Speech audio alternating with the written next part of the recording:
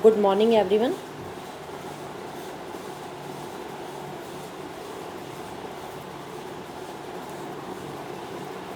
As you know, students, we are studying second unit Nutrition, Food Science and Technology, chapter number 6, Food Quality and Food Safety. This is the last chapter of this unit and last video of this chapter. आज हम इस chapter की last video cover कर रहे हैं. ये हमारा last topic है. सभी बच्चे ध्यान से देखेंगे क्योंकि लास्ट में क्विज है, फिर आप क्विज सॉल्व नहीं कर पाते हैं. कुछ बच्चे क्वेश्चंस सॉल्व करते हैं और कुछ नहीं करते हैं. ठीक है, आज का जो हम टॉपिक लेते हैं, आज का हमारा टॉपिक है खाद्य मानकों, गुणवत्ता, शोध और व्यापार से संबंधित अंतर्राष्ट्रीय संस्थान और समझौते. International organisations and agreements in the area of food standards, quality, research and trade. क्या पढ़ेंगे इस टॉपिक के अंतर्गत? हमने जो लास्ट वीडियो में खाद्य मानक पढ़े थे, फूड स्टैंडर्ड्स पढ़े थे, ठीक है, उनकी गुणवत्ता, क्वालिटी, शोध और व्यापार से संबंधित अंतर्राष्ट्रीय संस्थान पढ़ेंगे और समझौते पढ़ेंगे. जैसे हमने FSSAI पढ़ा था लास्ट वीडियो में, ISI पढ़ा था, एगमार्क पढ़ा था, FPO पढ़ा था. ये जितने भी स्टैंडर्ड हमने पढ़े थे, उन सब के स्टैंडर्ड जो हमने पढ़े थे, उन सब के बारे में आज हम उनके अंतर्राष्ट्रीय संस्थान और उनके समझौतों के बारे में पढ़ेंगे. ठीक है, अब जैसा पूरी दुनिया में उपभोक्ताओं के स्वास्थ्य की सुरक्षा और खाद्य पदार्थों की बिक्री के कपटपूर्ण तरीकों को रोकने के लिए विभिन्न सरकारी संस्थाओं द्वारा खाद्य मानकों को विकसित एवं लागू करने के प्रयास किए जा रहे हैं. ठीक है, तो इसमें कुछ समझौते हुए हैं जो खाद्य सुरक्षा, गुणवत्ता और बचाव को बढ़ावा देने में तथा शोध और व्यापार को आसान करने में महत्वपूर्ण भूमिका निभा रहे हैं. अब हम उन समझौतों के बारे में पढ़ेंगे कि वो कौन कौन से संस्थान हैं और उनमें कौन कौन से समझौते हुए हैं. खाद्य सुरक्षा एवं गुणवत्ता के लिए वैश्विक स्तर पर काम करने वाले कुछ प्रमुख संस्थान. आज हम 3 संस्थान पढ़ेंगे बच्चों. कौन कौन से 3 संस्थान हैं वो? सबसे पहले कोडेक्स एलिमेंटेरियस कमीशन, जिसको CAC भी बोलते हैं, अंतर्राष्ट्रीय मानक संस्थान, ठीक है, ISO बोलते हैं इसको, और विश्व व्यापार संगठन, वर्ल्ड ट्रेड ऑर्गेनाइजेशन, ठीक है, WTO ये भी बोलते हैं इसको. ठीक है, आज हम ये तीनों के बारे में पढ़ेंगे कि ये तीनों कैसी संस्थाएं हैं और इन संस्थाओं में क्या क्या समझौते किए गए हैं. तो सबसे पहले हम पहली संस्था को लेते हैं, कोडेक्स एलिमेंटेरियस कमीशन या CAC. CAC क्या है? Codex alimentarius commission. ठीक है, कोडेक्स एलिमेंटेरियस कमीशन जो है ये एक इंटर गवर्नमेंट बॉडी है. ठीक है, कौन सी संस्था है? इंटर गवर्नमेंट संस्था है, जिसमें उपभोक्ताओं के स्वास्थ्य की सुरक्षा के लिए अंतर्राष्ट्रीय मानकों को बनाने, खाद्य एवं कृषि के अंतर्राष्ट्रीय व्यापार को आसान बनाने के लिए इसको स्थापित किया गया है. और वर्ष 2017 में इसमें 187 देश इसके मेंबर थे. ठीक है, भारत भी उसका एक मेंबर था. क्या है भारत भी? अब क्यों है? क्योंकि वो भारत अपने देश के लोगों के स्वास्थ्य एवं परिवार कल्याण मंत्रालय के माध्यम से इस संस्था का सदस्य है. ठीक है, तो जो CAC है, CAC का काम क्या है? CAC के द्वारा प्रकाशित किए जाने वाले खाद्य नियमावली, जो इसके रूल्स एंड रेगुलेशंस हैं, उसको अंतर्राष्ट्रीय स्तर पर अपनाए गए खाद्य मानकों का एक विश्वसनीय संग्रह माना जाता है. ठीक है, खाद्य नियमों के अतिरिक्त इस प्रलेख में उपभोक्ताओं के हितों की रक्षा और खाद्य व्यापार से संबंधित उचित पद्धतियों को सुनिश्चित करने के लिए मानक पद्धतियों की नियमावली, मार्गदर्शन और अन्य रिकमेंडेशंस भी सम्मिलित की जाती हैं. और इसके विभिन्न देश अपने राष्ट्रीय मानकों के विकास के लिए कोडेक्स जो मानक हैं उनका ही अनुसरण करते हैं. ठीक है, तो इसमें जो है एक डेफिनेशन देख लेते हैं जो इन्होंने थोड़ा सा इम्पोर्टेंट बताया है कि कोडेक्स इंडिया भारत के लिए राष्ट्रीय कोडेक्स संपर्क केंद्र NCCP यह है और ये भारत सरकार के स्वास्थ्य एवं परिवार कल्याण मंत्रालय के स्वास्थ्य सेवा महानिदेशालय DGHS में स्थित है.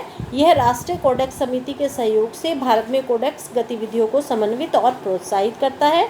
यदि आप इसके बारे में कुछ जानकारी ज़्यादा प्राप्त करना चाहते हैं तो इस वेबसाइट पर जाकर ज़्यादा जानकारी प्राप्त कर सकते हैं. ठीक है, आई थिंक आपको ये कोडेक्स एलिमेंटेरियस कमीशन समझ आ गया है.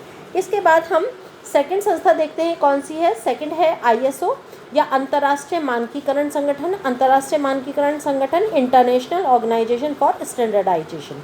ठीक है, ये क्या है, ये जो संस्था है ये गैर सरकारी संघ है। ठीक है, वो तो सरकारी था लेकिन ये गैर सरकारी संघ है। इस संगठन का जो मिशन है वो है वस्तुओं और अंतर्राष्ट्रीय विनिमय को आसान बनाने और बुद्धिजीवी, वैज्ञानिक या प्रौद्योगिकी या आर्थिक गतिविधियों के क्षेत्र में सहयोग स्थापित करने के उद्देश्य से विश्व में मानकीकरण और संबंधित गतिविधियों के विकास को प्रोत्साहन देना है। जो अंतर्राष्ट्रीय मानकीकरण संगठन है, ये जो ISO है, ये इसके द्वारा किए गए कार्य अंतर्राष्ट्रीय समझौतों के रूप में माने जाते हैं, लेकिन ये पूरी तरह से स्वैच्छिक होते हैं, कोई भी इस पे जोर नहीं दिया जाता है। ये पूरी तरह से स्वैच्छिक होते हैं, हमारी मर्जी के लिए होता है। लेकिन जो इसमें ISO है, इसमें 9000 गुणवत्ता आवश्यकताओं का एक ऐसा ही अंतर्राष्ट्रीय सांकेतिक चिन्ह है।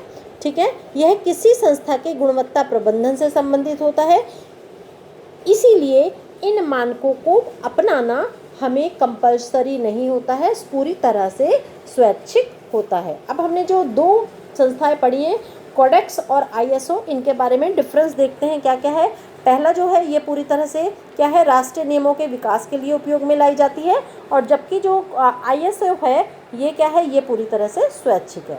इसमें कोडेक्स में परिवर्तन बहुत धीमी गति से होते हैं, नहीं होते ज़्यादा, बहुत ही स्लो होते हैं, और इसमें क्या होता है, हर 5 साल बाद इनका पुनरावलोकन होता रहता है। ठीक है, थर्ड पॉइंट देखते हैं, इसमें अल्पमत स्वीकृत पद्धतियों का वर्णन किया जाता है। ठीक है, इसमें स्वीकृत पद्धतियाँ होती हैं, और इसमें क्या होती हैं, इसमें होती हैं मानक औद्योगिक पद्धतियाँ यूज़ की जाती हैं। ठीक है, अब हमारा जो थर्ड संस्था आती है, थर्ड संस्था लेते हैं हम। थर्ड संस्था है हमारी वर्ल्ड ट्रेड ऑर्गेनाइजेशन या विश्व व्यापार संगठन, और जिसकी शॉर्ट फॉर्म है WTO। विश्व व्यापार संगठन की जो स्थापना हुई थी वो हुई थी 1955 में। कब हुई थी? 1955 में। और जो इसका उद्देश्य था वो है अंतर्राष्ट्रीय व्यापार के समझौतों को लागू करना, किसी भी प्रकार के अंतर्राष्ट्रीय व्यापार संबंधी विवादों को सुलझाना, जो उनके आपस में लड़ाई झगड़े हो जाते हैं उनका समझौता कराना। उसके अलावा व्यापार को सहजतापूर्वक, स्वतंत्रतापूर्वक और बिना किसी कपट के, निष्कपटतापूर्वक और पूर्वानुमान के साथ चलाने में सहायता करता है। WTO समझौतों के अंतर्गत वस्तुएं, सेवाएं, बौद्धिक संपदा सभी शामिल होते हैं। तो ठीक है, हमने 3 संस्थाएं पढ़ ली हैं कि इनमें कौन कौन से समझौते हुए, इनके बारे में पढ़ लिया है। अब हमारा जो नेक्स्ट टॉपिक आता है वो है खाद्य सुरक्षा प्रबंधन प्रणालियाँ, फूड सेफ्टी मैनेजमेंट सिस्टम। इसका मैनेजमेंट सिस्टम क्या है, कैसे फूड सेफ्टी हो, ये हमें कैसे पता लगता है। ठीक है, तो इसके लिए 2 हम विधियाँ पढ़ेंगे। सबसे पहले पढ़ेंगे खाद्य निरीक्षण, और फिर हम पढ़ेंगे विश्लेषणात्मक क्षमता। ठीक है, तो सबसे पहले है हमारा खाद्य निरीक्षण या फूड इंस्पेक्शन। फूड इंस्पेक्शन से मतलब तो आप समझ ही गए होंगे क्या होता है, कि फूड की गुणवत्ता का निरीक्षण करना। निरीक्षण द्वारा ये पूरी तरह से निश्चित किया जाता है कि खाद्य पदार्थ का जो उत्पादन है वो साफ़ सफाई वाली जगह हुआ है। हस्तन मीन्स हैंडलिंग उसकी जो है, जिन हाथों के द्वारा या जिन लोगों ने उसमें हाथ लगाए वो पूरी तरह से सफाई का उन्होंने ध्यान रखा। संसाधन, उसमें कौन कौन से संसाधन का यूज़ किया, फिर उनको जिन बर्तनों में रखा गया, भंडारण किया गया, वो पूरी तरह से स्वच्छ थे, और फिर वितरण उनका जिनमें किया गया वो पूरी तरह से नियमों के अनुसार थे और कानून के अनुरूप थे। ठीक है, और यदि वो नहीं थे तो फिर वो फूड इंस्पेक्शन के रूल्स को फॉलो नहीं करते हैं। ठीक है, तो इसके लिए केंद्रीय और राज्य सरकारें जो होती हैं उनसे संबंधित नगर परिषद प्राधिकारी खाद्य निरीक्षकों की नियुक्ति करते हैं, जो अपनी प्रयोगशालाओं में या लैब में मानकों के अनुरूप, जो मानक होते हैं उनके अनुरूप खाद्य उत्पादकों के नमूने लेते हैं, उनकी गुणवत्ता निश्चित करते हैं, और फिर उनकी समरूपता को, जितनी भी उसकी स्थिति होती है उसका सभी का आकलन करते हैं। तो फूड इंस्पेक्शन के बाद हम इसका सेकंड पॉइंट देखते हैं, वो खाद्य सुरक्षा प्रबंधन प्रणाली का, वो आता है हमारा विश्लेषणात्मक क्षमता या फिर एनालिटिकल कैपेबिलिटी। विश्लेषणात्मक का मतलब क्या है? विश्लेषणात्मक का मतलब है जो खाद्य संदूषण है, पर्यावरण रसायन है, या फिर जीवाणु हैं, या रोगजनक जीवाणु है, या खाद्य जनित जीवाणु है, या परपोषी हैं, उनका पता लगाने की जो खाद्य विश्लेषण क्षमताएं हैं उनकी आवश्यकता होती है।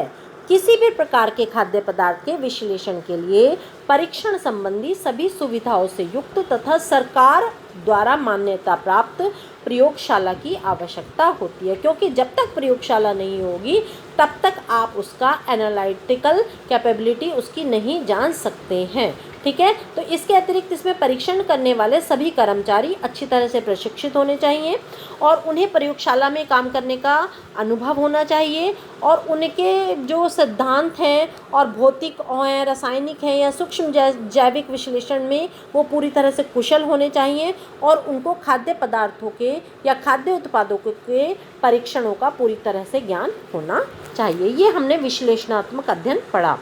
उसके अब हम देखते हैं जो खाद्य गुणवत्ता है और जो खाद्य उसकी सुरक्षा है उसको सुनिश्चित करने के लिए कौन कौन से माध्यम प्रयोग किए जाते हैं। ये हमारा नेक्स्ट टॉपिक शुरू हो रहा है कि खाद्य गुणवत्ता और उसकी सुरक्षा सुनिश्चित करने के लिए कौन कौन से माध्यम प्रयोग किए जाते हैं। इसको थोड़ा सा समझ लीजिए। माध्यम का मतलब क्या है? माध्यम का मतलब है कि हमें कैसे पता लगे कि जो खाद्य पदार्थ हम खरीद रहे हैं वो पूरी तरह से सुरक्षित है या नहीं है। तो उसके लिए 3 माध्यम प्रयोग किए जाते हैं। सबसे पहला आता है उत्तम निर्माण पद्धतियाँ, जिसको GMP कहते हैं। GMP means good manufacturing practices. दूसरा है उत्तम हस्तन पद्धतियाँ। उत्तम हस्तन पद्धतियाँ क्या होती हैं? GHP good handling practices. ठीक है, और थर्ड आता है हमारा संकट विश्लेषण क्रांतिक नियंत्रण बिंदु, जिसको HACCP कहते हैं। HACCP means hazard analysis critical control point. ठीक है, इसको आगे और थोड़ा डिटेल में पढ़ेंगे। सबसे पहले अब हम इसका पहला पॉइंट पढ़ते हैं। पहला पॉइंट है हमारा कौन सा? उत्तम निर्माण पद्धतियाँ या फिर GMP। GMP means good manufacturing practices.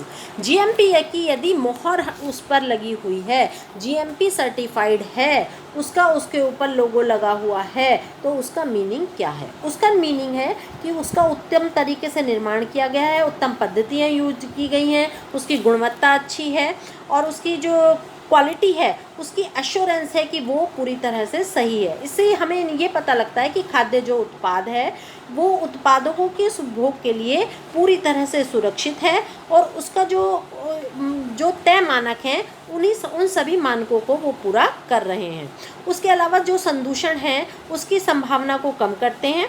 ठीक है, या फिर पूरी तरह से ख़त्म ही कर देते हैं। ठीक है, और गलत लेबलिंग से बचा जा सकता है। इसमें उपभोक्ता को गुमराह होने से बचाया जा सकता है। ठीक है, इससे उसमें कंपनी के प्रति विश्वसनीयता बढ़ती है। इसलिए GMP को एक अच्छा व्यावसायिक माध्यम माना जाता है। गुड मैन्युफैक्चरिंग प्रोसेस की जो प्रोडक्ट आप खरीद रहे हैं वो पूरी तरह से अच्छी तरह से बनाया गया है। अब सेकंड पॉइंट देखते हैं। सेकंड है हमारा उत्तम हस्तन पद्धतियाँ, गुड हैंडलिंग प्रैक्टिसेस। हैंडलिंग का मतलब क्या होता है? हैंडलिंग का मीनिंग है कि जिन लोगों के हाथों में से होकर वो सामान गुजर रहा है उनके हाथ पूरी तरह से साफ थे या नहीं थे। ऐसा तो नहीं है कि उनके हाथों से ही उसमें कोई फूड में इन्फेक्शन हो गया है। हस्तन मीन्स उनके जिन लोगों के हाथों से होकर गुजर रहा है उन्होंने साफ सफाई का ध्यान रखा है या नहीं। ठीक है, जैसे खेत से, दुकान से और उपभोक्ताओं तक पहुंचाने के दौरान खाद्य संदूषण की संभावना सबसे ज़्यादा बढ़ जाती है। जो लोग खेत से सब्जियां लेकर आ रहे हैं उन्होंने उसको अच्छे से नहीं धोई हैं। ठीक है, उसके अलावा मान लीजिए दूध है, जो दूध जिस कंटेनर में आ रहा है वो कंटेनर साफ़ नहीं है तो क्या होगा? फिर दूध भी पूरी तरह से कैसा हो जाएगा? साफ़ नहीं होगा। ठीक है, उत्तम हस्तन विधियाँ से ये पूरी तरह से सुनिश्चित हो जाता है कि खाद्य पदार्थों की जो हैंडलिंग है वो सभी प्रकार के जो व्यक्ति उसको यूज़ कर रहे हैं उनमें स्वास्थ्य संबंधी सभी अच्छी आदतें थी।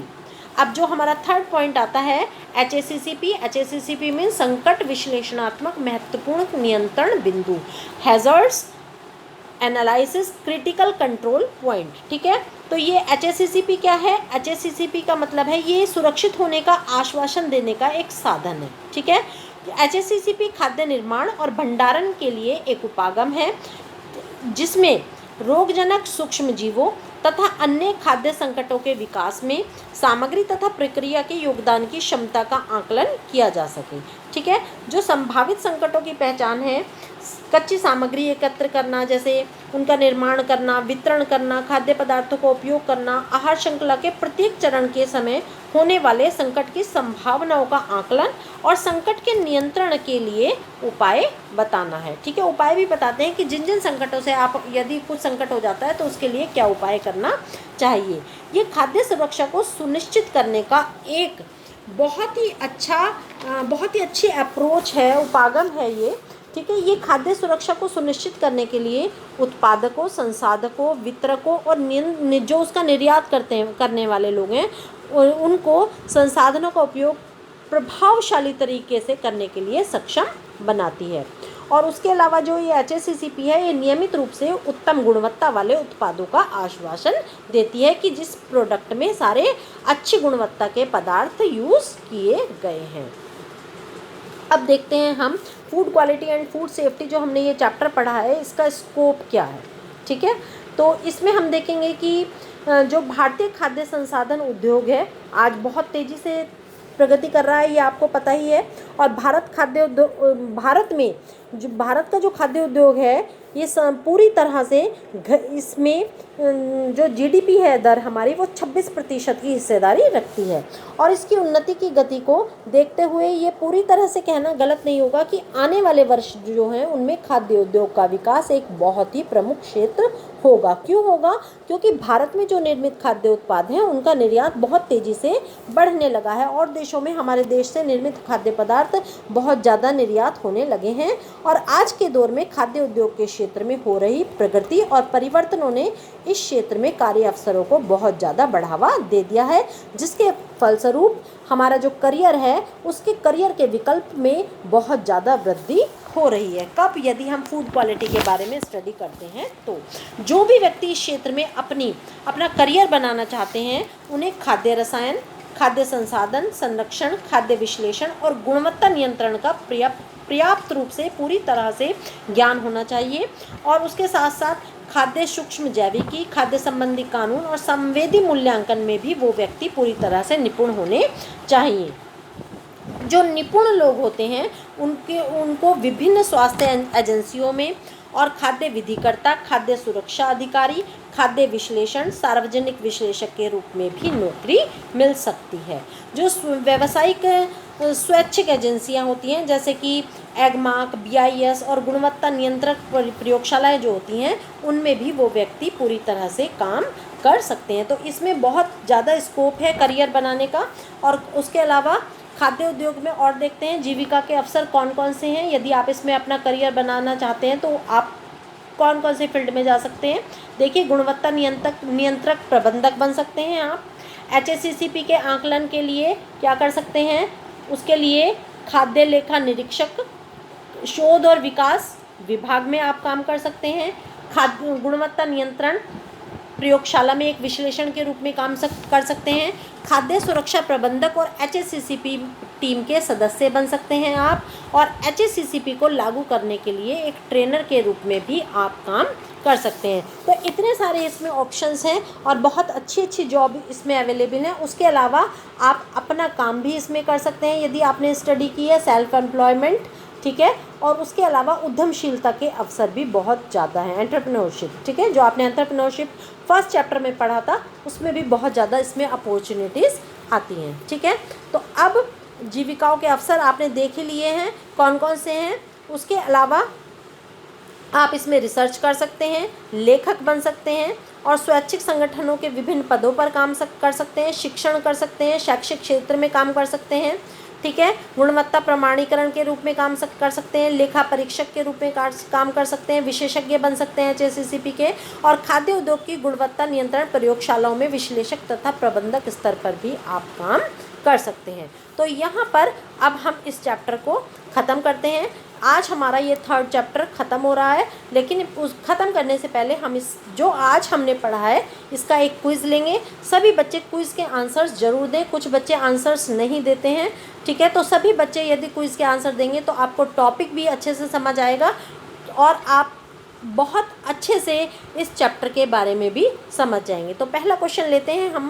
पहला क्वेश्चन है, खाद्य सुरक्षा एवं गुणवत्ता के लिए वैश्विक स्तर पर काम करने वाले प्रमुख संस्थान कौन कौन से हैं। यहाँ पर आपको बताना है CAC है, ISO है, WTO है या सारे ही हैं। जो भी ऑप्शन है ABCD वो आप कमेंट बॉक्स में आंसर देंगे।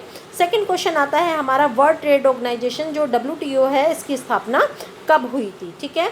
फिर हमारा थर्ड क्वेश्चन आता है। थर्ड क्वेश्चन है, खाद्य उत्पादन की गुणवत्ता को सुनिश्चित करने के लिए जो निर्माण प्रक्रिया होती है उसके दौरान खतरों की पहचान करने का कौन सा साधन है, GMP, GHP, HACCP या ऑल, ठीक है। जो भी आंसर है कमेंट बॉक्स में आंसर देंगे आप। फिर फोर्थ हमारा पॉइंट आता है, एक प्रभावी खाद्य नियंत्रण प्रणाली में किसका होना जरूरी है, खाद्य निरीक्षण का, विश्लेषणात्मक क्षमता का, या फिर A और B दोनों, या फिर कोई भी नहीं। जो भी आंसर है वो आप सेलेक्ट करेंगे। और फिफ्थ एंड लास्ट क्वेश्चन आता है हमारा कि इनका पूरा नाम बताइए। यहाँ पर आपको HACCP का, GHP का और GMP की फुल फॉर्म लिखनी है, ठीक है बच्चों। तो यहाँ पर हम अपना 6th चैप्टर इस वीडियो में ख़त्म कर रहे हैं। और अब हम जो नेक्स्ट वीडियो में नेक्स्ट टॉपिक 7 चैप्टर स्टार्ट करेंगे। सभी बच्चे सभी वीडियोस को ध्यान से देखें जिससे आपको पूरी तरह से पूरा टॉपिक समझ में आ जाए और उसके अलावा आपके लिए इस लेसन को समझना ईजी हो, ठीक है बच्चों। अब हम इस वीडियो को ख़त्म करते हैं। थैंक यू सो मच बच्चों।